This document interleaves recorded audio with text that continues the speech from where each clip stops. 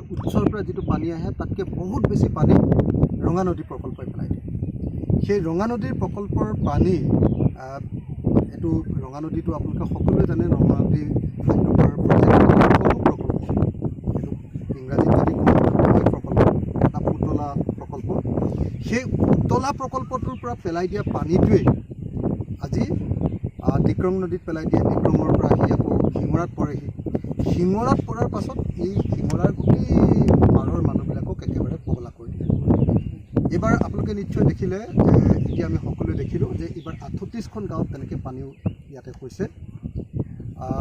তাৰ কাৰণটো হ'ল যে শিঙৰাত যিটো অঞ্চলত আপোনাৰ মথাউৰি নিৰ্মাণ কৰিব লাগে তাত মথাউৰি নাই, মথাউৰি ভাঙি ছিগি শেষ হ'ল।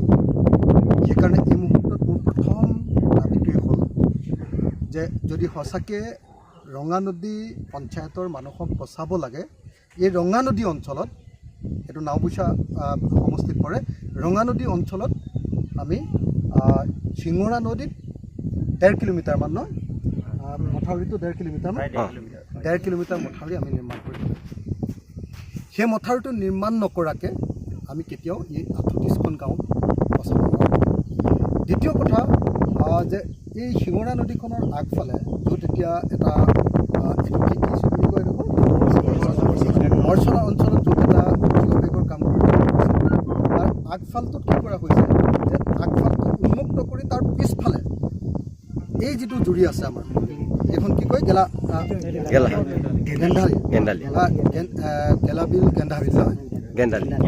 গেন্ধালি নামৰ যিটো জুৰি আছে, এই জুৰিটোৰ পাৰত মথাউৰিটো নিৰ্মাণ কৰি দিয়াৰ কাৰণে আগফালে আকৌ 25-30 ঘৰ মানুহ ডুবি যায়।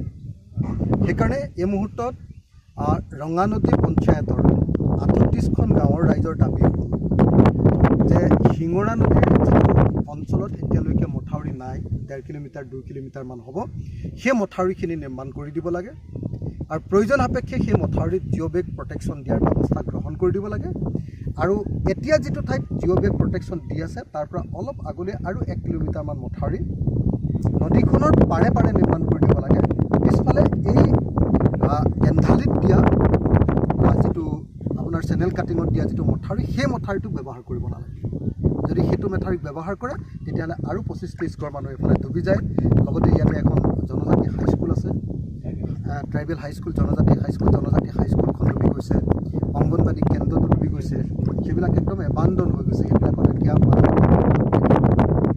তো একেবাৰে অসমৰ ভূমিপুত্ৰ মিচিং লোকসকলক ইয়াত সাংঘাতিক ধৰণে বিপদত পেলাইছে। অকল মিচিং লোকসকলকে নহয়,